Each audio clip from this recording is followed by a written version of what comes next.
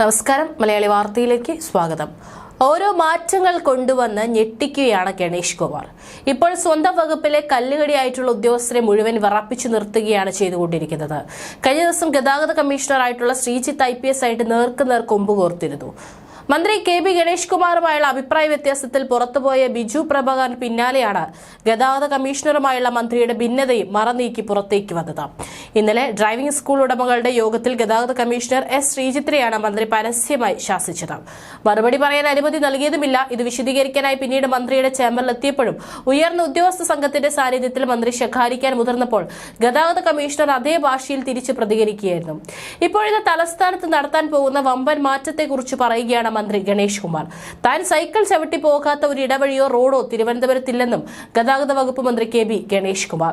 സൈക്കിളിലും ബൈക്കിലുമായി നഗരം മുഴുവൻ താൻ കറങ്ങിയിട്ടുണ്ടെന്നും തനിക്ക് അറിയാത്ത ഒരു വഴിയും തിരുവനന്തപുരത്തില്ലെന്നും അദ്ദേഹം പറഞ്ഞു. തിരുവനന്തപുരത്ത് കർശനമായ പാർക്കിംഗ് നിയന്ത്രണം കൊണ്ടുവരണമെന്നും ഗണേഷ് കുമാർ പറഞ്ഞു. വാഹനങ്ങൾ പാർക്ക് ചെയ്യാനുള്ള സ്ഥലം കോർപ്പറേഷൻ രേഖപ്പെടുത്തണം. അതിനനുസരിച്ചാണ് പാർക്ക് ചെയ്തതെന്ന് പോലീസും മോട്ടോർ വാഹന വകുപ്പും ഉറപ്പുവരുത്തണം. അല്ലാത്തവരിൽ നിന്ന് ഫൈൻ ഈടാക്കാം. അത് കോർപ്പറേഷന് ഒരു വരുമാനവുമാകും. അല്ലാതെ പാർക്കിംഗിന് ഫീസ് ഈടാക്കേണ്ടതില്ലെന്ന് മന്ത്രി വ്യക്തമാക്കി. നിയമസഭാ മന്ദിരത്തിലും കേരളത്തിലെ എല്ലാ സ്റ്റേഡിയങ്ങളിലും സോളാർ പാനൽ സ്ഥാപിക്കണമെന്നും മന്ത്രി പറഞ്ഞു. ഒഴിഞ്ഞുകിടക്കുന്ന ചന്ദ്രശേഖരൻ നായർ സ്റ്റേഡിയം അടച്ചുകെട്ടി മുറിയാക്കി മാറ്റിയാൽ സർക്കാരിന്റെയും പോലീസിന്റെയും ഓഫീസുകൾ ഇതിലേക്ക് മാറ്റാമെന്ന് പറഞ്ഞ് 2001 മുഖ്യമന്ത്രി AK ആന്റണിക്ക് ഞാൻ കത്തെഴുതിയിരുന്നു. അതിനുശേഷമാണ് അത് അടച്ചുകെട്ടുന്നത്. പിന്നീട് അതിന് മുകളിൽ സോളാർ സ്ഥാപിച്ചൂടെ എന്ന് എപ്പോഴും തോന്നുമായിരുന്നു. അത് ചെയ്തപ്പോൾ വളരെ സന്തോഷം തോന്നി.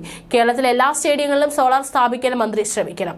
KSRTCയുടെ ഏതെങ്കിലും കെട്ടിടത്തിന് മുകളിൽ സോളാർ വയ്ക്കാൻ ആലോചനയുണ്ടെങ്കിൽ ഒരു പൈസയും നൽകാതെ അനുമതി നൽകിയിരിക്കുമെന്നും മന്ത്രി പറഞ്ഞു. കൂടാതെ സംഭവബഹുലമായ മറ്റൊരു കാര്യം കൂടെ കഴിഞ്ഞ ദിവസം സംഭവിച്ചു. ഇലക്ട്രിക് ഡബിൾ ഡെക്കർ ബസിന്റെ ഉദ്ഘാടന ദിനം ഗതാഗത മന്ത്രി KB ഗണേഷ് കുമാറിനെ പരോക്ഷമായി വിമർശിച്ച് മുൻ ഗതാഗത മന്ത്രി ആന്റണി രാജു. ബസിന്റെ ഉദ്ഘാടനം തന്നെ അറിയിക്കാതെ നടത്താനുള്ള ശ്രമത്തിലും അദ്ദേഹം അതൃപ്തി പ്രകടിപ്പിച്ചു. ജനുവരിയിൽ ഫ്ളാഗ് ഓഫ് ചെയ്യുമെന്ന് പറഞ്ഞ ബസ് എന്തിനാണ് ഇത്രയും വൈകിപ്പിച്ചതെന്ന് അറിയില്ല എന്നും അദ്ദേഹം മാധ്യമങ്ങളോട് പറഞ്ഞു. താൻ മന്ത്രിയായിരുന്ന സമയത്ത് സ്മാർട്ട് സിറ്റിയുമായി ബന്ധപ്പെട്ട ചർച്ചകൾ നടത്തി 100 കോടി അനുവദിച്ച് കിട്ടിയാണ് 103 ഇലക്ട്രിക് ബസ്സുകളും 2 ഇലക്ട്രിക് ഡബിൾ ഡെക്കർ ബസ്സുകളും വാങ്ങാൻ തീരുമാനിച്ചത്.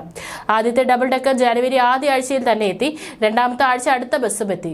ജനുവരിയിൽ ഓടി തുടങ്ങേണ്ടതായിരുന്നു. ഒരു മാസമായി വണ്ടി വെറുതെ കിടക്കുകയാണെന്നും ആന്റണി രാജു KB ഗണേഷ് കുമാറിനെ ഉദ്ദേശിച്ചുകൊണ്ട് പരസ്യമായി തന്നെ അത് പ്രകടിപ്പിക്കുകയും ചെയ്തു.